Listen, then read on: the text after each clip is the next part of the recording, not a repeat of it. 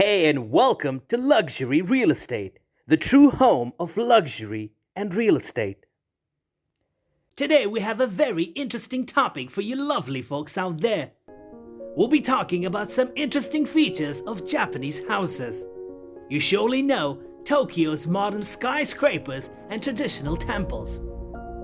But how do regular Japanese houses look? One that a regular Japanese family lives in.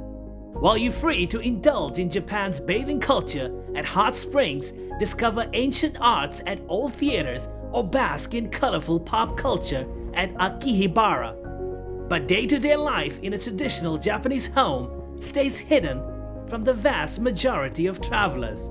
Currently, we're living in a time in which those old houses gradually disappear, to be replaced with modern apartment buildings and the likes, especially in and around Tokyo.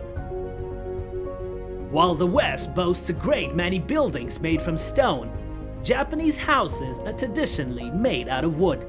So rebuilding and renovating has to be done once every generation as a general rule of thumb. While some Japanese houses exist that are well over 100 years old, most of them are said to have a lifespan of between 30 and 40 years. Having a traditional style home made from wood isn't only a lengthy process, it is also more expensive due to the skill of the carpenters required. Instead, more and more single-family houses are built from modern construction materials like steel and concrete. When we think about traditional Japanese houses, we immediately imagine tatami, the straw mats that are so characteristic of traditional Japanese living. It is also known by all that it's common to take one's shoes off when entering a home in Japan, and that rooms are separated by sliding doors and paper walls. Now this leads to a couple of questions. Do you not hear everything through those paper walls? How to sit correctly on the tatami? Is that really relaxing? It seems so different from what we're used to. Living in such a traditional house is hard to imagine, isn't it? So why not jump right into it and uncover the secrets of Japanese houses, shall we? Ima is the living room of a Japanese house. This is where people relax, sip a hot cup of tea, watch some TV, and enjoy each other's company. Chanoma is another name for such a living room. During the Showa period from the 20s to the 80s, it was common to have a small, round table called a shabudai in this room, where people ate their meal sitting in seiza, kneeling with one's legs folded under one's thighs.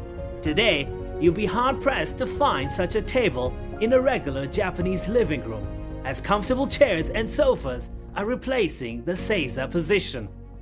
In winter, a lot of Japanese families relax under the kotatsu.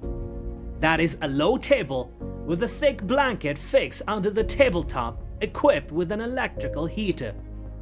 You stretch your legs under the table, snuggle with a blanket, and enjoy the cozy warmth from the radiator as you watch TV, enjoy some snacks, and have a nap. During the winter months, there's nothing better than spending a lazy day under the kotatsu. We mentioned tatami briefly, but it is a core ingredient for every traditional Japanese house. It is a special kind of flooring that is unique to Japan. The word tatami is said to come from the verb of tatamu, which means to fold.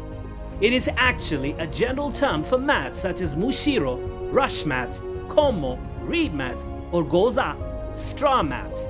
They all were folded and put away when not needed, which over time led to the word tatami. The mats you know today aren't foldable anymore, and they aren't put away either. Those started to take shape in the Heian period around the 8th century. Tatami mats are made by weaving soft rush called igusa. This plant has a peculiar and rather refreshing scent that seems strangely calming and relaxing. The woven mats also boast excellent moisture absorption, heat retention, and they're quite soundproof.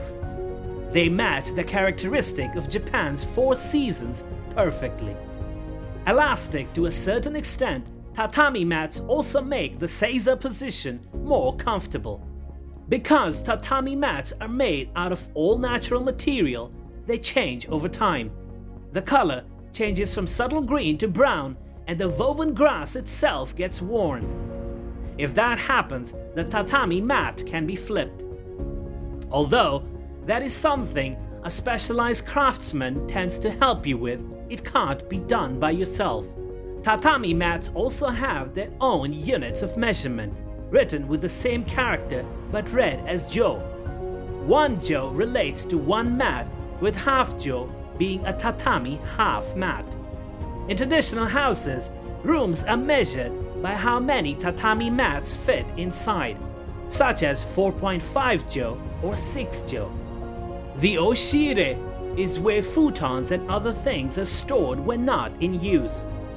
A lot of Japanese people associate these kinds of hidden storage spaces with the manga or anime character Doraemon, which is commonly known as Doraemon, as he sleeps in an oshire. These closets are also exciting for children, as they're perfect for playing hide and seek and make for excellent secret hideouts. These storage spaces hidden within walls can be found all around a classic Japanese house. Another example is the tenbukuro, a little compartment usually above a closet, door, and so on. Likewise, the jibukuro can be found in the bottom part of a wall. A lot of Japanese homes have a little Buddhist altar called a butsudan. It enshrines Buddhist statues and mortuary tablet of one's ancestors. The room in which such an altar is placed is called butsuma, and if need be, a Buddhist priest is called to hold a memorial service there. Additionally, you'll find a family altar of the native Shinto belief called a kamidana in many houses. It usually hangs in the corner of the room facing either south or east. The kamidana is used to pray for a family's health, prosperity, and happiness. Now, Japan is hot and humid in summer, cold in winter, has a rainy season, and is dry in autumn. Japanese houses are built with all kinds of little tricks in mind to adapt to the local climate. For ventilation, they feature a wooden veranda called engawa. Tatami mats are used for heat retention. Shoji paper doors and walls are excellent in absorbing moisture from the air, while sliding doors quickly close or open a space for convenient temperature control.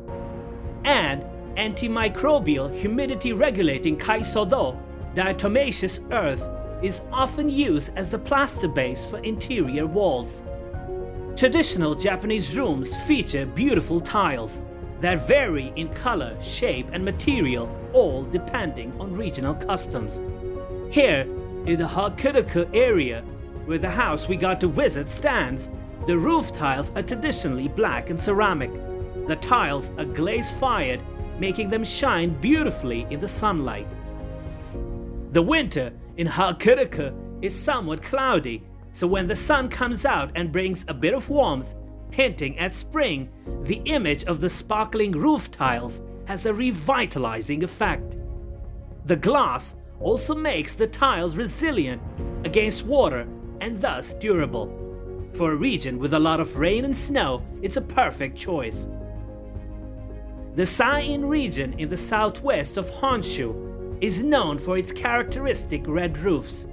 They're made out of high-quality clay from Shimane Prefecture's Iwami district.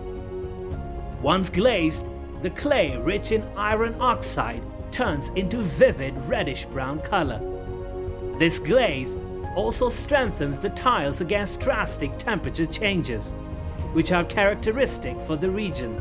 Shaoji is the name for the traditional paper fitted to windows and doors. It acts like a curtain, letting in just enough daylight to dip the room in a soft, warm light without being glaring. On top of that, it absorbs moisture and has great heat retention, weathering both snowfall and the rainy season excellently well. Shoji comes in various types and designs, from the frame and paper to the layout. The one you see in the picture is called yukimi, literally translating to snow watching. The bottom part can be pushed up and thus open, allowing you to enjoy the snowy scenery outside from the comfort of your home. The downside of shoji paper is that it gets damaged easily, making maintenance a bit of a hassle. Usually, people replace the entire paper once a year. It is a rather time-consuming task, so instead of replacing everything, little fixes are possible. The shoji paper is then cut into a decorative shape and carefully glued over the damaged part. With this technique, all sorts of beautiful patterns can be created, truly shining when the sun falls on them. In recent years, laminated shoji paper has become more and more popular because it is a lot sturdier than the traditional option. So there you have it, guys. Hope you enjoyed a brief overview of a traditional Japanese house. If you liked the video, don't forget to subscribe and click the bell icon so you get notified whenever we upload a next video. Your valuable suggestions are very important to us, so do post them in the comment section. We have plenty of other interesting videos on the channel as well, so why not have a look at them before you go?